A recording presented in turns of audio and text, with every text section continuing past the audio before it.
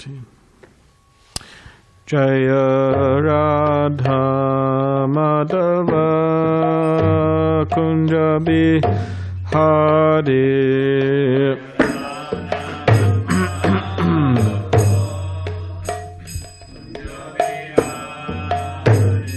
Jai Radha Madhava Kunja Bihari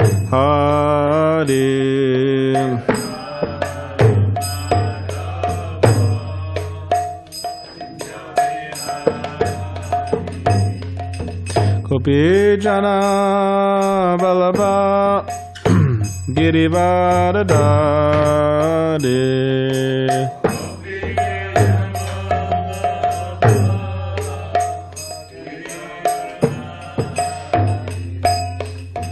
Gopi Jana Vallabha Girivardhari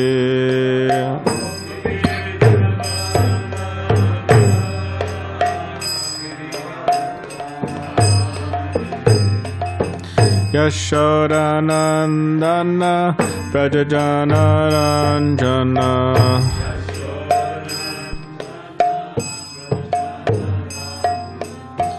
Yashodanandana Prajajana Ranjana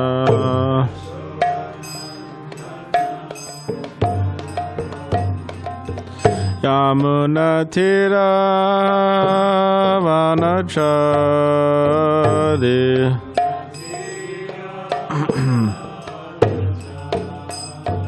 Yamunatira Vanachari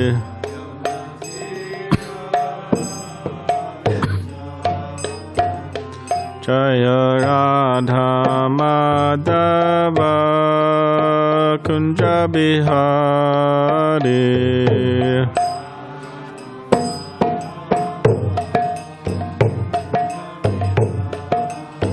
Jaya Radha Madhava Kunja Bihari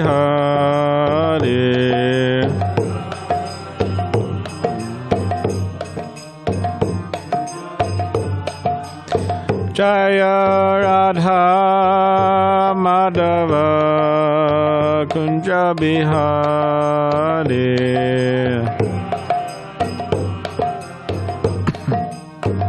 Kunja Bihari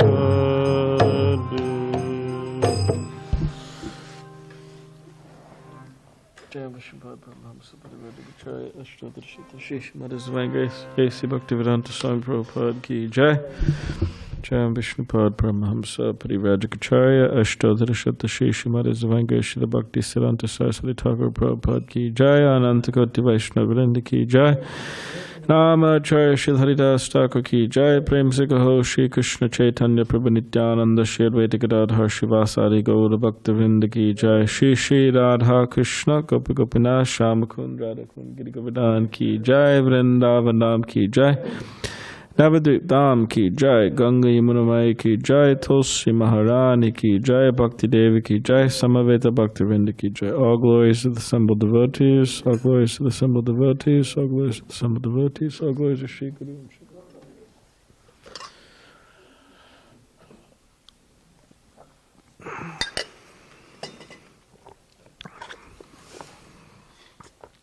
Om Namo Bhagavate Vasudevaya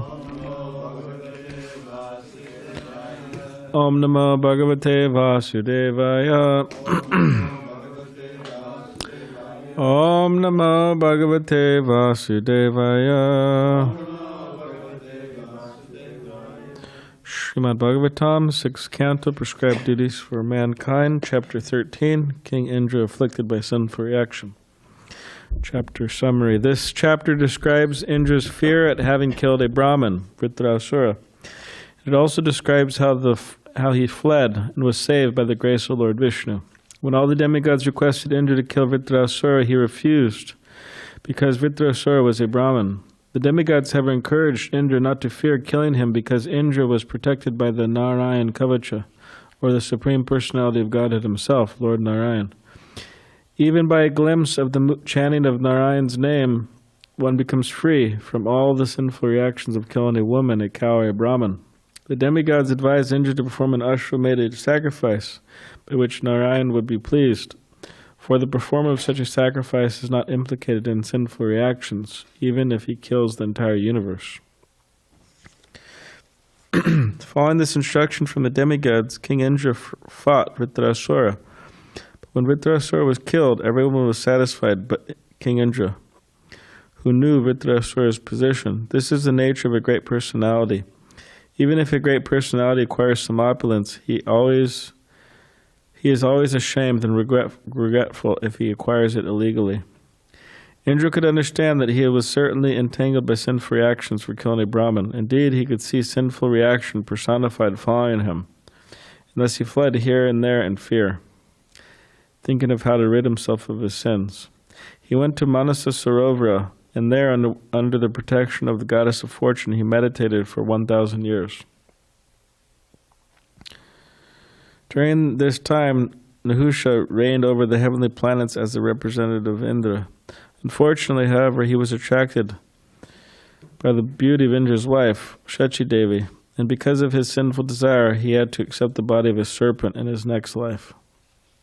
Indra later performed a great sacrifice with the help of exalted Brahmins and saints. In this way, he was released from the reactions of his sinful killing of a Brahmin.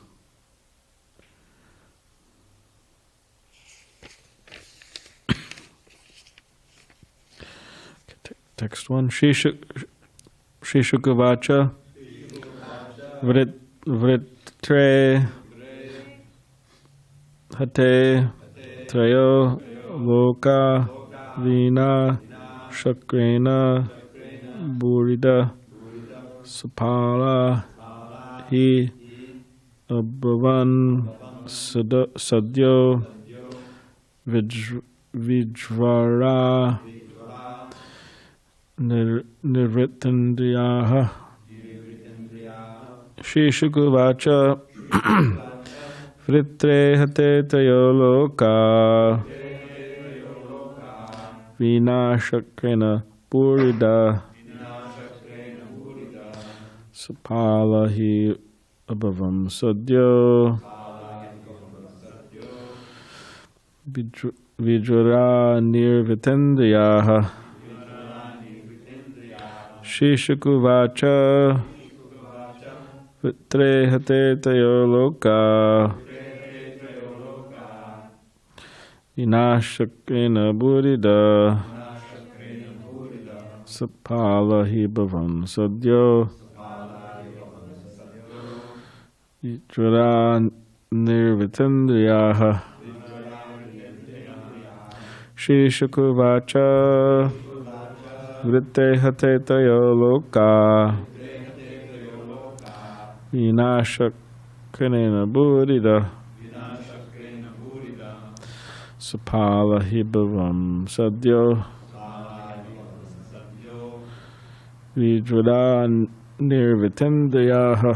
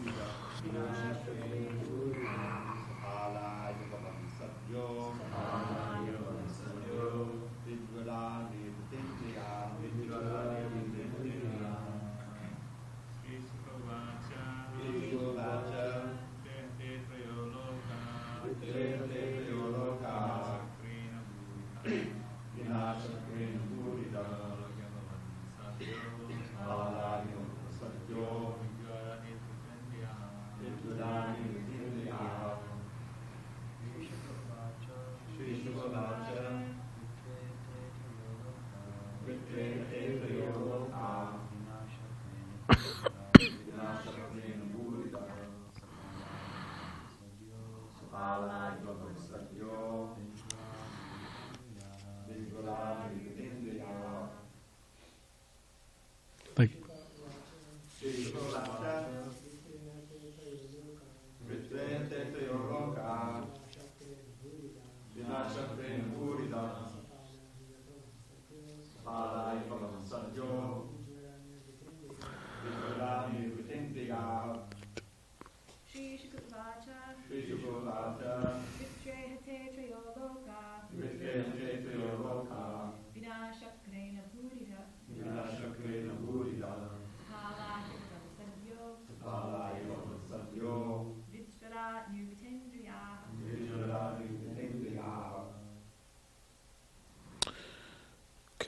Shri Shukavacha.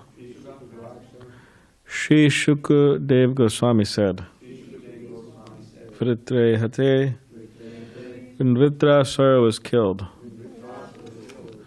Trayalokaha, the three planetary systems, upper, middle, and lower, Vina, except Shakrena, Indra, who is also called Shakra, Buddhida, O Maharaj Parikshit, giver of great charity, Sapalaha, with the rulers of the various planets. He, indeed, Bhavan, became Sadhyaha immediately, Viduraha, without fear of death, Nirvritta, very much pleased, Indriyaha, whose senses. Translation and commentary by His Divine Grace, A.C. Bhaktivedanta Swami Prabhupada. Sri Shukadev Goswami said, O King Parikshit, who are so charitably disposed, when Vritrasura was killed, all the presiding deities and everyone else in the three planetary systems was immediately pleased and free from trouble. Everyone, that is, except Indra. Thereafter the demigods, the great saintly persons, the inhabitants of Prithvi Loka and Bhuta Loka, the demons, the followers of the demigods, and also Lord Brahma, Lord Shiva, and the demigods subordinate to Indra, all returned to their respective homes. While departing, however, no one spoke to Indra. Purport. In this connection, Srila Vishwanath Chakravarti Thakur comments, Parameshendriyadaya iti indriyasya sudishnaya gamanam no papadyete vritrau vada chana eva brahma hatyo putrava prapte tasmat tata iti enana manasa saravarad agatya praritad ashvamedadat parata iti vyakeyam. Lord Brahma, Lord Shiva, and the other demigods returned to their respective abodes, but Indra did not, for he was disturbed at having killed Vritrasura, who was actually a Brahmin. After killing Vritrasura, Indra went to the Manasa Sarovar lake to become free from sinful reactions. When he left the lake, he performed an Ashwamedha Yajna and then returned to his own abode. 3. Maharaj Parikshit inquired from Shukadev Goswami, O great sage, what was the reason for Indra's unhappiness? I wish to hear about this. When he killed Vritrasura, all the demigods were extremely happy. Why then was Indra himself unhappy? Purport. This, of course, is a very intelligent question. When a demon is killed, certainly all the demigods are happy. In this case, however, when all the demigods were happy because of Vritrasura's having been killed, Indra was unhappy. Why? It may be suggested that Indra was unhappy because he knew that he had killed a great devotee in Brahman. Vritrasura outwardly appeared to be a demon, but inwardly he was a great devotee and therefore a great Brahman. Herein it is clearly indicated that a person who is not at all demoniac, such as Prahlad Maharaj and Bali Maharaj, may outwardly be a demon or be born in a family of demons. Therefore, in terms of real culture, one should not be considered a demigod or a demon simply according to birth. In his dealings while fighting with Indra, Vritrasura proved himself a great devotee of the Supreme Personality of Godhead. Furthermore, as soon as he finished fighting with Indra and was apparently killed, Vritrasura was transferred to Vaikuntha Loka to become an associate of Sankarshan. Indra knew this, and therefore he was morose at having killed such a demon who was actually a Vaiṣṇava or Brahmin. A Vaiṣṇava is already a Brahmin, although a Brahmin may not be a Vaiṣṇava. The Padma Purana says, Shat karma nipano vipro mantra-tantra-viśāradaḥ a Vaiṣṇava guru na syad Vaiṣṇava shapacho guruhu. One may be a Brahmin in terms of his culture and family, and may be expert in Vedic knowledge, mantra-tantra-viśāradaḥ. But if he is not a Vaishnava, he cannot be a guru. This means that an expert Brahmin may not be a Vaishnava. but a Vaishnava is already a Brahmin. A millionaire may very easily possess hundreds and thousands of dollars, but a person with hundreds and thousands of dollars is not necessarily a millionaire. Vritrasura was a perfect Vaishnava, and therefore he was also a Brahmin. So tomorrow's text 4.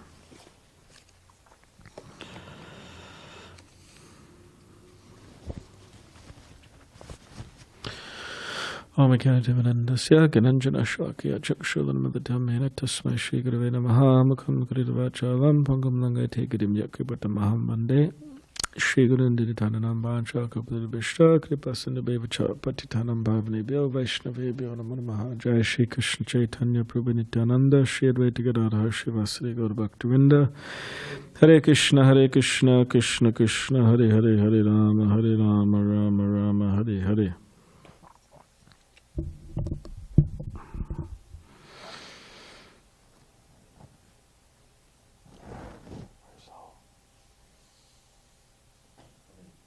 Yeah, you could get it. Well, you could come back, right? Of course. In just like 2 minutes. So, Hare Krishna. So recently, I was speaking with a group of devotees, and we were discussing this particular idea of this saying that it doesn't really matter how you run the race, but how you finish it. And that's a concern for people, because, I mean, of course, you could say it both matters, how you run the race and how you finish it, because in many ways, how we run the race, if you want to use that terminology, or how we practice Krishna consciousness, and in terms of how we finish, or you could say in our later years, it makes a difference, because after all, our consciousness is practically an accumulation of all of our activities. Of course, they both work together, right? Our consciousness produces certain activities, and those activities produce a certain type of consciousness, right? It's just kind of like a cycle. But it's a worry for people, this idea of how they finish, or what will happen in the future. Like Prabhupada says that this particular anxiety or fear, it's fear of the future. We don't know what's going to happen. You're not having a clear goal. And we see that, especially within spiritual circles, that sometimes people may run the race well, or they may do well in their life. In the eyes of their followers, in the eyes of their peers, they may be doing very well, more or less, right? Certainly, they're doing well to the degree that they have peers and they have followers. If you want to call that symptomatic of doing well, which in many ways could be.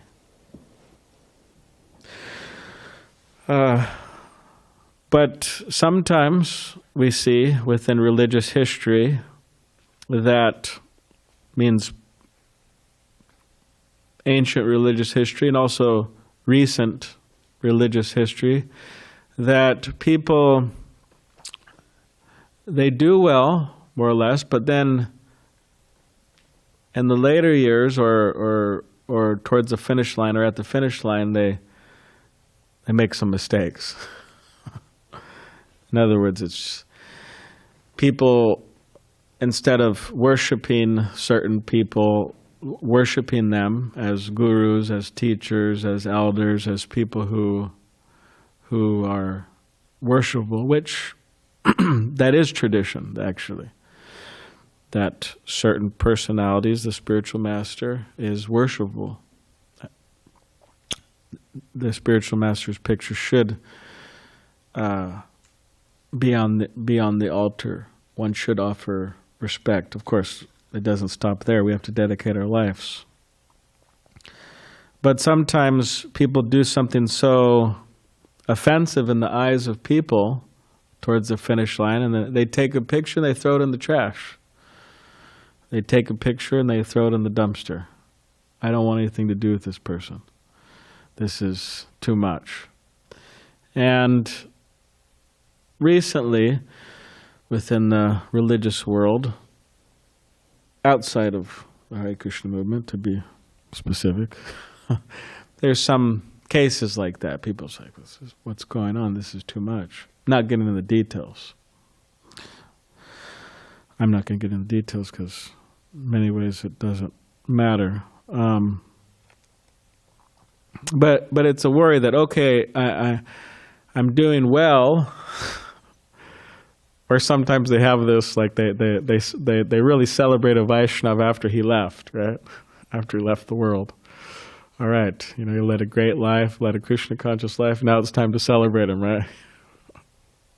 In other words, he didn't mess up at the finish line or close in his later years. Okay, now we can really celebrate him. All right, we know he was solid.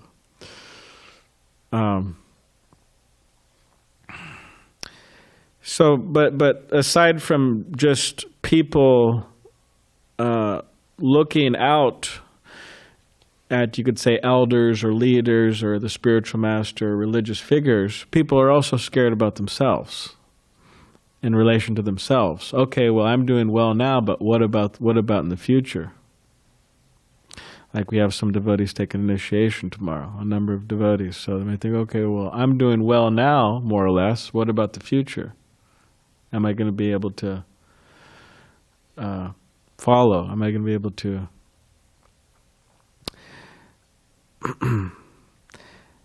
and especially people have this, or they should. They should have the concern, but the concern needs to be, you could say, processed in the right way. People have concern. Okay, I'm entering the renounced order of life. I cannot look back. I cannot go back to my old ways. I have to move forward. But on this particular basis, sometimes people don't do it. So, okay, well, I better not get initiated. You don't know what's going to happen in the future, right? Or I better not enter a renounced order, or I better not do this, I better not do that. But actually, Krishna, the spiritual master, they say we should make these steps. It is their particular... At particular times in one's life, one should make steps like this. And, okay, there may be some anxiety what will happen in the future, but if one follows properly, if they're careful, if one is very careful and conscientious, then everything's fine. There's no... One could be problem-less.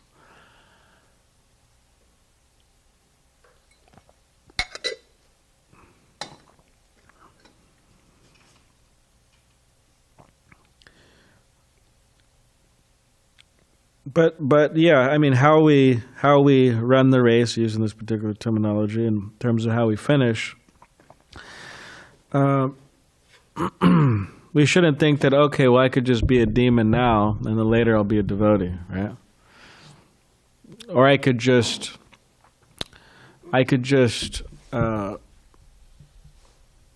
coast now, and then later I'll really surrender.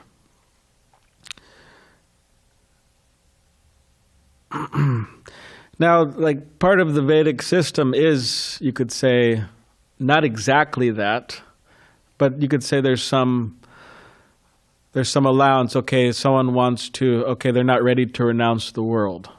Means full on renounce the world, don't look back. Full on direct Krishna consciousness. Then okay, there's some allowance for sense gratification. There's some allowance for economic development. There's some allowance, these type of allowance, which doing it in a particular way, it's called the Grihastha Ashram, Krishna consciousness. But at a particular point, one should completely dedicate oneself without any other business than the direct activities of Krishna consciousness, spreading Krishna consciousness, being Krishna conscious.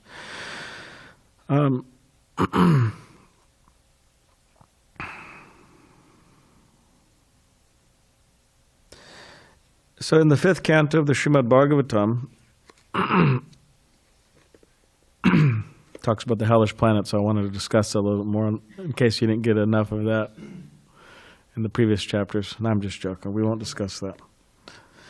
But there's a particular 5th canto, chapter 18, the residents of Jamadweep offer prayers, text 12. Famous verse, Yasyasti bhaktir bhagavati akinchana savara gunas tatra samasta suryaha harava bhaktasya kato mahadguna manoratena sati davato bahi. So this is describing the particular qualities. It says all the demigods and their exalted qualities such as religion, knowledge, and renunciation become manifest in the body of one who has developed unalloyed devotion for the Supreme Personality of Godhead, Vasudeva. On the other hand, a person who is devoid of devotional service and engaged in materialistic activities has no good qualities. Even if he is adept at the practice of mystic yoga or the honest endeavor of maintaining his family and relatives, he must be driven by his own mental speculations and must engage in the service of the Lord's external energy. How can there be any good qualities in such a man?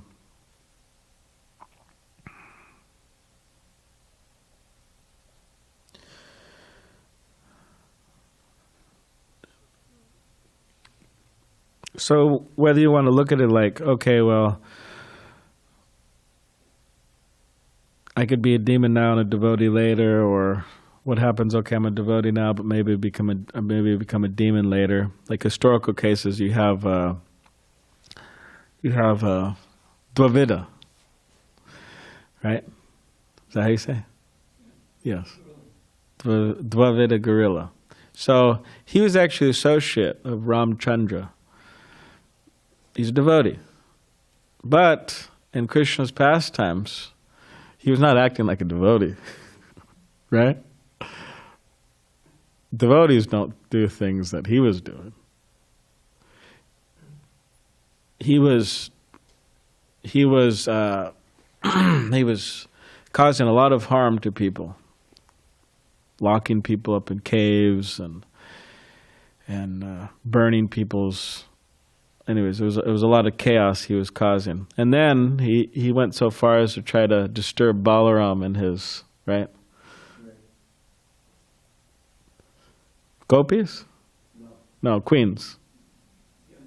Yeah, young girls from Dwarka. So, anyways, it's a whole thing. He was a monkey, the gorilla, so he was engaged in monkey business, disturbing. But he was a great devotee, but then he became a demoniac monkey disturbing Balaram in this. So there's cases, okay, where one's a demon and then they become a devotee, right? Just like in Ramchandra's pastimes. What's his name? Ravana's brother? Yeah. Went towards Ram's side, right? And then a devotee. I don't know what his name was before in Ramchandra's pastimes, Dvavida gorilla, but anyways, he was associated with Ramchandra, became a demon. So different cases. And then there's particular cases where somebody looks like a demon, but is a great devotee, like this Vritrasura. So unique personality in the Srimad Bhagavatam. But then we say, okay, well, what does it mean to be a devotee? It means that one has to have particular qualities. And here it's in this particular verse in the fifth canto that it says that one has all the great qualities of the demigods. Religion, knowledge, renunciation become manifest in one who has developed unalloyed devotion for the Supreme Personality of Godhead. And then it says the materialistic people, oh, they don't have any good qualities. How does that make them feel? How does that make the devotees feel? Right? We have to be careful about that because we say, oh, no good qualities. So, but we have the good qualities, right? It's a little religious pride there. But it's a very, some people would say shocking verse, that the devotees have all the good qualities, materialistic people don't have any good qualities. And then people think that, all right, well, I've been hanging out with the devotees for some time, and I've been trying to be a devotee for some time. And it doesn't look like these devotees have all the good qualities, right? What do you think, Tyler? If you hang out with the devotees long enough, you'll absorb some good quality. It'll rub off on you. But what I'm saying is that... He's saying the other way because he's a saint, right? Yeah. You gotta find him fault. Because I'm with you guys then. You ask me. I have to manage so many things. So you may think, okay, well, like the general thing, okay, you join the Hare Krishna ashram or something. You say, wow, all these devotees are so amazing, and they're right. They're waking up early. They're doing this. They're doing that, and then you're kind of close. You're kind of closely associated with them. You say, okay, well, that devotee, is kind of, he loses his temper, and that devotee, he sleeps too much. That devotee, whatever, kind of start going into this whole thing, right?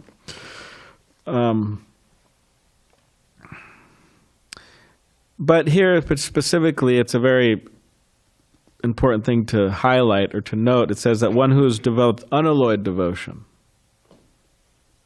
for the Supreme Personality of God has all the good qualities. So a person shouldn't judge the effectiveness of Krishna consciousness or the power of Krishna consciousness based on a devotee's bad qualities.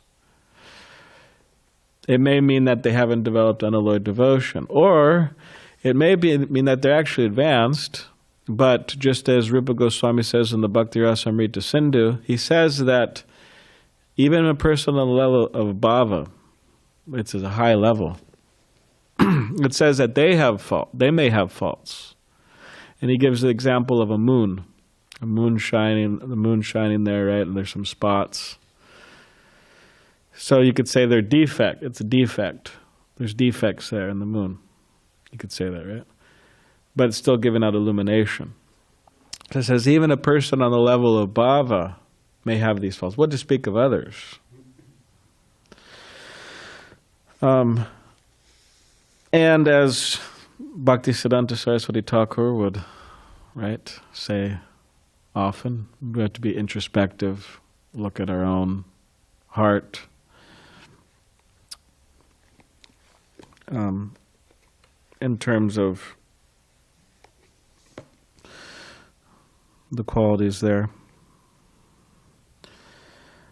But yeah, the materialists, it says, why? Because they're engaged in materialistic activities, driven by mental speculations, must engage in the service of the Lord's external energy. How can there be any good qualities in such a man?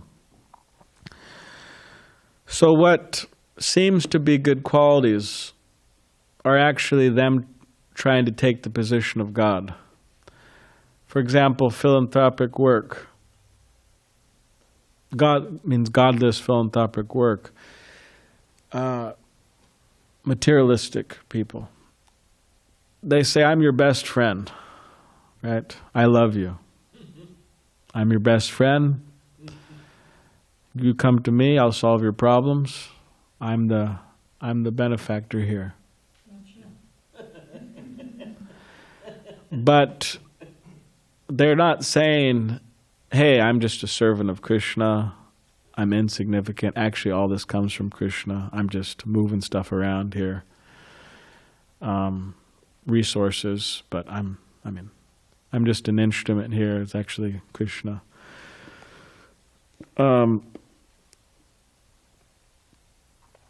Or whatever type of particular realm you want to look at, there's a tendency for the person to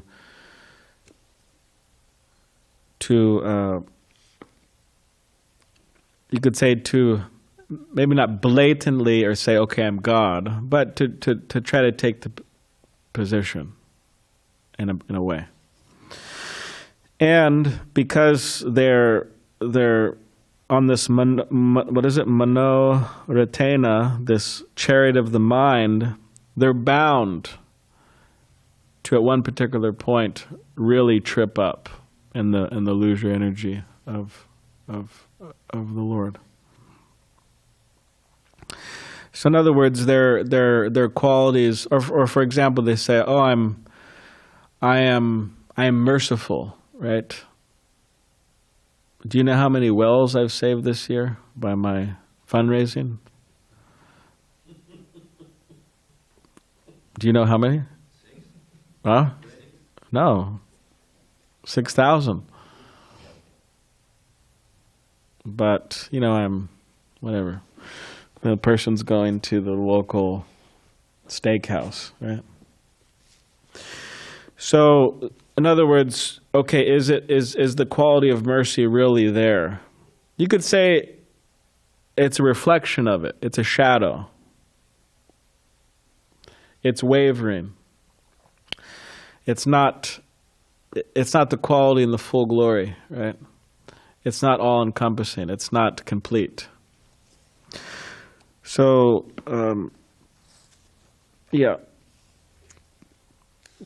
But here in the purport, it's an interesting thing Srila Prabhupada says. He says a number of things. He says, Srila Krishnadas Kaviraj Goswami, the author of Chaitanya Charitamrita, says that all good qualities become manifest in the body of a Vaiṣṇava, and that only by the presence of these good qualities can one distinguish a Vaiṣṇava from a non-Vaiṣṇava.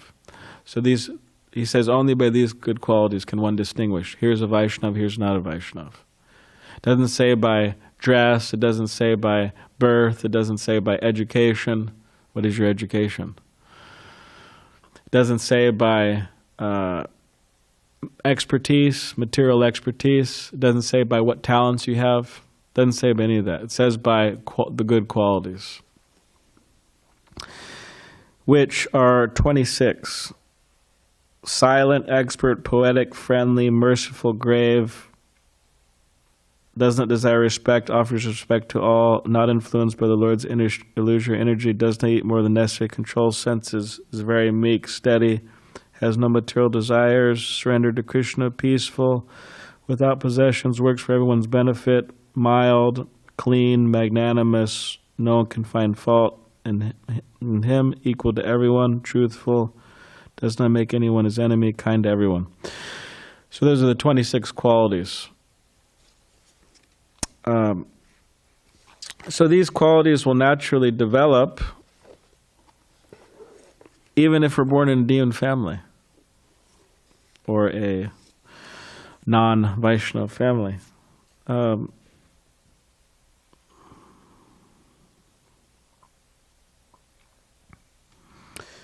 So just one more or a couple. So in there they say, well, why was he unhappy? They say, oh, he killed this demon. Well, actually, he wasn't a demon. He looked like a demon, but he was a devotee. He's Brahmin, so he is feeling unhappy because of that, because he knew that. Indra's a cultured demigod. He knows that. So this is an interesting thing because sometimes people may say, well, why do I feel unhappy? Well, why does a person feel unhappy? Because they're breaking the laws of God. They're breaking the laws of Krishna. In other words, they're committing sinful activity, so they can't be happy. So what to speak of killing a Brahmin? How are you supposed to be happy after that one? You can't.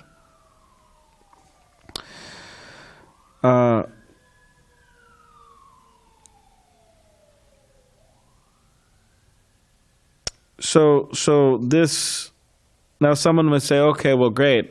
I'm going to be good news for me because I'm never going to kill a Brahmin. I'm never going to kill a Vaiṣṇava.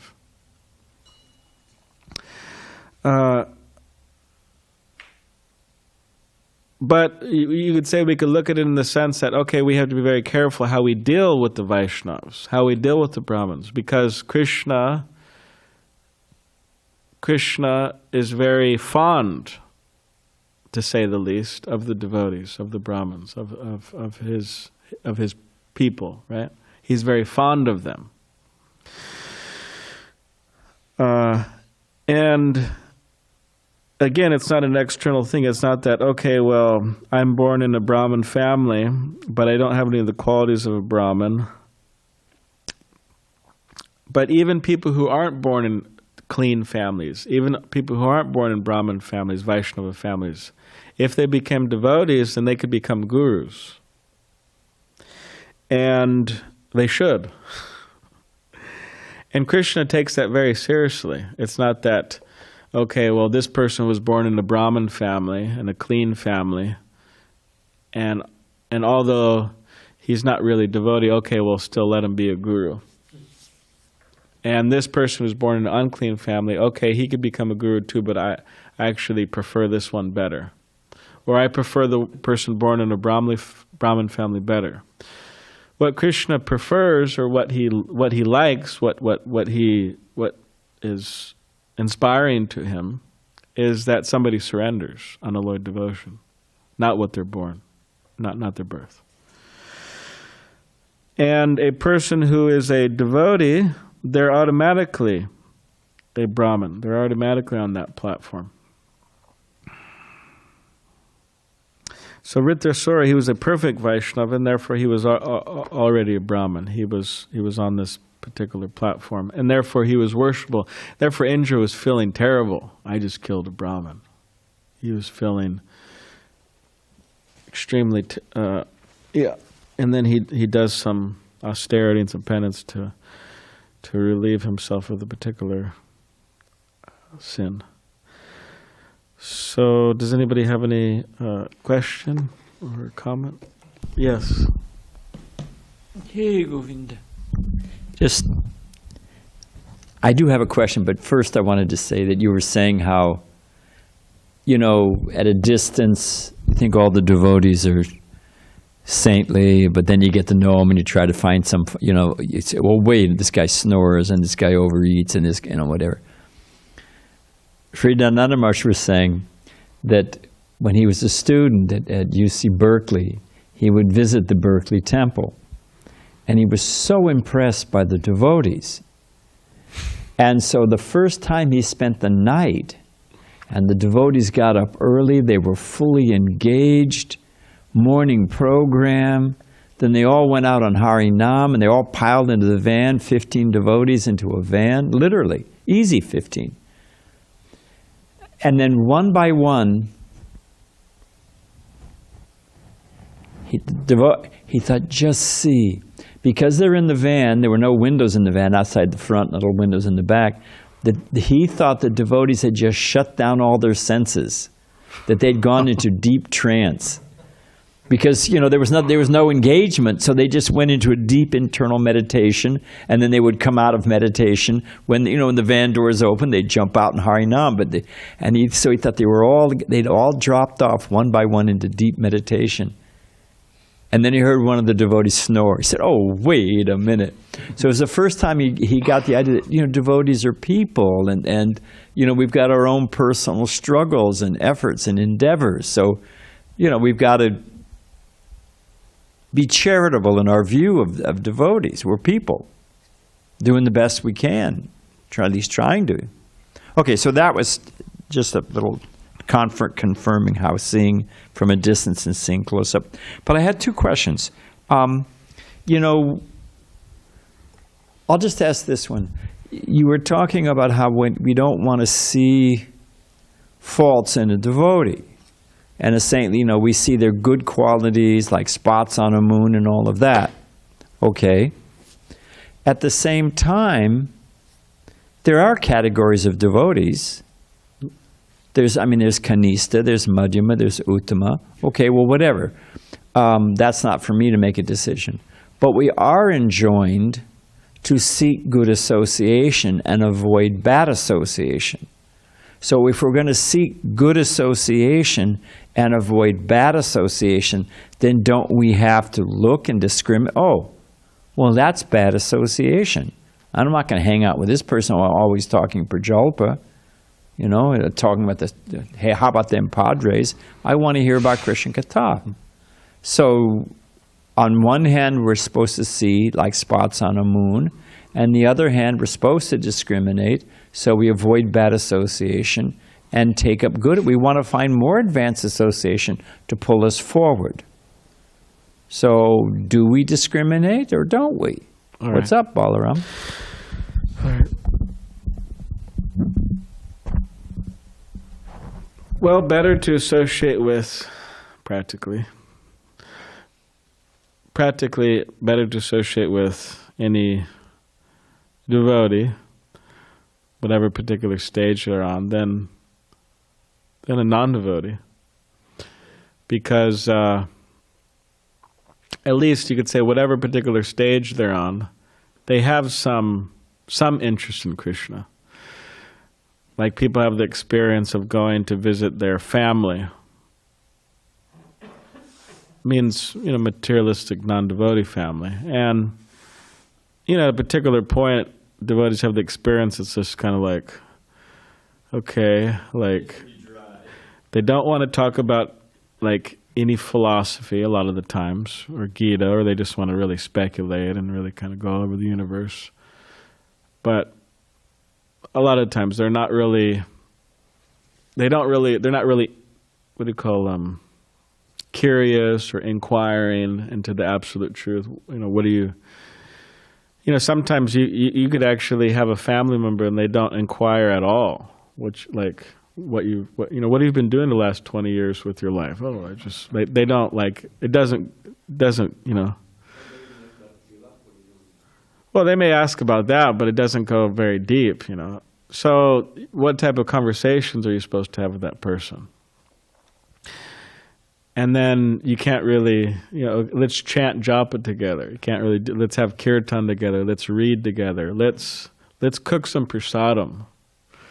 I mean, you could cook some prasadam for them, but there's a real disconnect there. And then you start thinking, geez, I got to get out of here as soon as possible, right?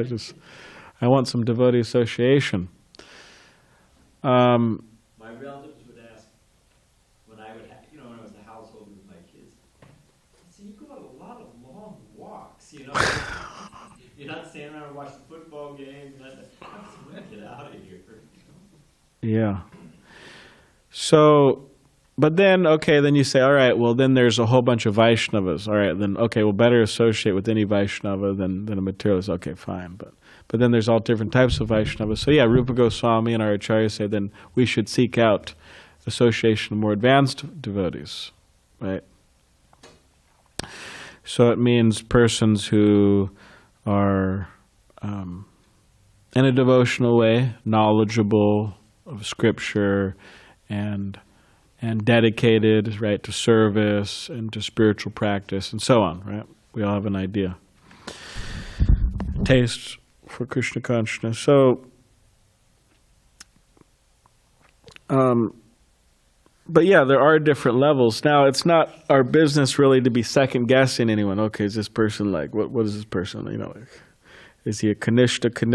Is he Madhyama Kanishta? Is he Uttama Kanishta? Is he Madhyama? And what like, or they say he's an advanced devotee, but we're just like second guessing or something. But it's not really our business to kind of, you could say, box people in to a particular type of Vaiṣṇava category.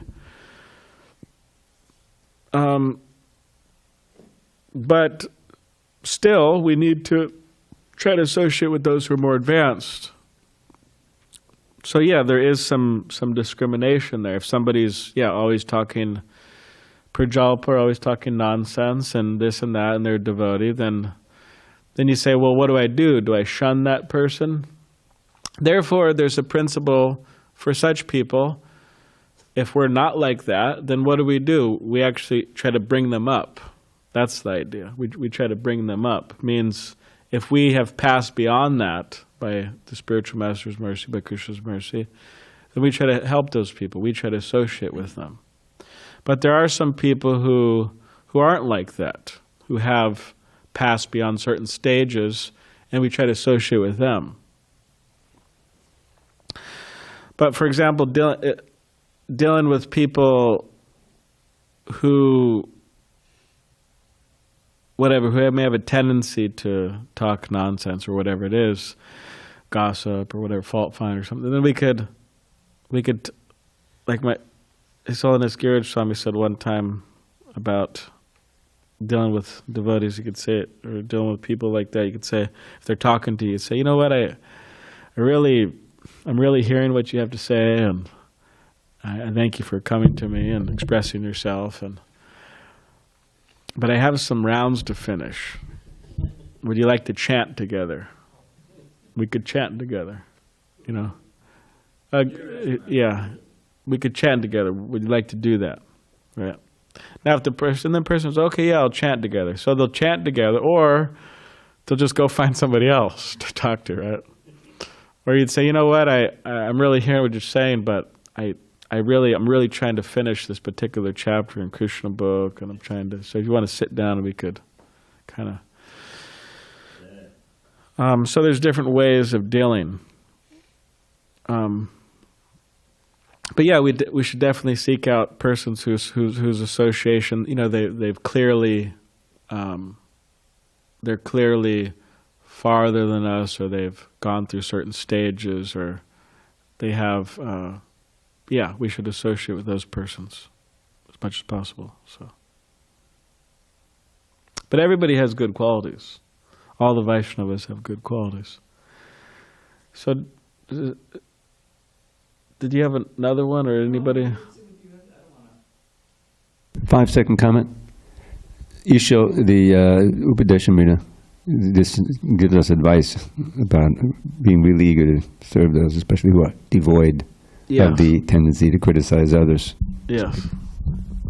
Say that again? Yeah, one should try to really associate with those devotees who are very eager to hear and chant, and devoid of the tendency to criticize others. That's right in the verse. So then this comes up, this idea of criticizing people, because sometimes, like Srila Prabhupada and our previous teachers, they did criticize people. And actually, like Srila Prabhupada, he... Yes. So they would criticize people. The people say, well, how is that spiritual? And actually, out of historical, like modern historical religious history, if you want to call it that, I mean, Prabhupada is, out of everyone in historical history, is very strong and criticizing other people. So, but our particular teachers, our disciplic succession, our acharyas, they bring up that sometimes for the purpose of teaching, a teacher does criticize others. Like Shukadeva Goswami in the Srimad Bhagavatam, right? He talks about the materialists. He says they waste their time at night, right? This way, that way, right? They waste their lives in these ways. So you say, well, why is he talking about the materialists? I mean, let's just talk about Krishna. Or why is he? But he's doing that to teach that, hey, don't do this. This is wrong. So for the purpose of teaching and to give people the right idea that this isn't the right way, this person's in the wrong, so that they could criticize. Footnote. What is it? The Sanskrit says ananya ninda, and the words the devoid of the tendency to blaspheme others. The translation says criticize others. In the purport, Prabhupada says blaspheme. So that's the difference. Yes. It's the blaspheme. Yes, Tyler. Thank you. There's a really nice class. I'm really glad you brought up the 26 qualities of devotees, because I was actually kind of thinking about that in terms of the good qualities developing as we, advance further in Krishna consciousness. So I just had a little backstory, and then I kind of had an idea to share. 2 years ago, when I was preparing to come down here, I was spending a lot of time with my family. They were kind of helping extract me from the material world and literally come deliver me to Pacific Beach. So I'd go on these morning walks with my stepfather, who wakes up early. And I remember my stepfather wakes up early, so we would go on these early morning walks. Closer. And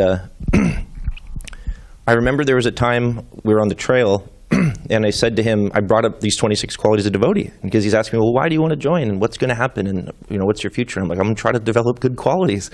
So I remember reading him that list and saying, like, hey, if this works out, I can start developing some of these qualities. And it's kind of almost... What did he say? I think I was a long way away from those qualities, but I think he has naturally good qualities, so I think he saw, wow, this is not what I expected you to say. You're going to join an ashram and try to develop these really nice qualities. And so it's almost like a miracle where someone in the outside world that doesn't know Krishna consciousness has those qualities. It's like, wow, where does that come from? Like, it's, that's for the sake of good. So the point I'm trying to make is, as I'd visit home, because I visited home a couple months after coming down here, and I don't think they saw really many of those qualities, and then maybe Christmas, see a couple more. It was this last trip, finally, I had a chance to do some service for my family. I was a lot quieter. I wasn't so philosophical. I just kind of was with them. And at the end, they had this moment where they were like, we can see you're starting to develop some nice qualities, and we're actually really proud of you. And I was like, wow. And I wasn't trying to do it to get that, right? I was telling him, hey, if I get in and I'm here, this will happen. It took 2 years for that to happen. So remember when we were in the brahmachari camp in LA and we had that Vaiṣṇava glorification class? And remember how good it felt after hearing all those glorifications? So, and I actually felt that when you said that about your spiritual master. How expert is that? That's almost Haridas Thakur style, right? Like, let's do this first, And so within the ashram, when you read that list, you can already think of devotees that are doing some of those qualities so nicely. And I was thinking it's a good practice to try to glorify. Hey, wow. If you see that good quality, wow, this person so nicely does that. Maybe not externally, but start to recognize that's one of these good qualities in action.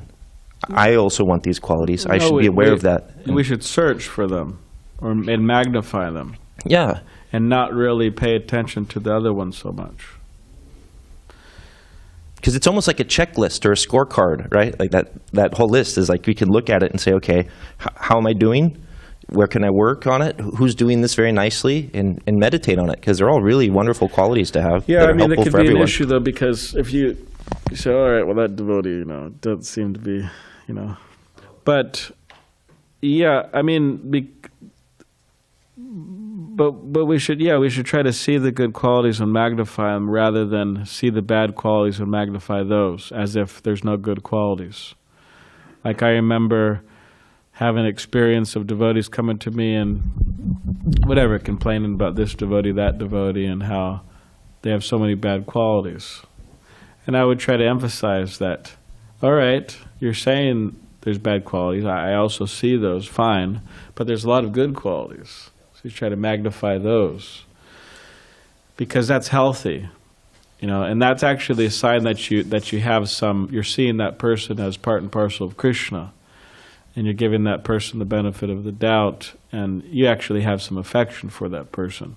Just like in a relationship, of course, most people aren't here married. I think we just got one, right? Oh, two. Sreshwar is kind of married. I'm just joking, but but in a relationship, if you want to, whatever, just look into if they're always seeing the faults of each other and they're magnifying those faults, generally it's you could say it's a conclusion that in many ways they don't really like each other or they don't really have affection for each other. Or two friends are always just nitpicking and seeing the faults of each other and just magnifying those. First, we would say that's mundane, but aside from it being mundane, they should see the good qualities in each other and they should magnify those. And that's the tendency, to see the good qualities, and those other things aren't so important. Like Krishna. Krishna, he sees his devotees, specifically the sadhana, bhakti devotees making progress, he could just say, wow, look at all those bad qualities. I mean, gee, it's like really good. It's like, God, this guy going to get it together. I mean, but he sees that person, okay, they're trying, they have good qualities, and he magnifies that. So, therefore, there's a principle where we should be like godly. Not God, but godly. So, all right, Jai. Grantaraj Srimad Bhagavatam ki Jai.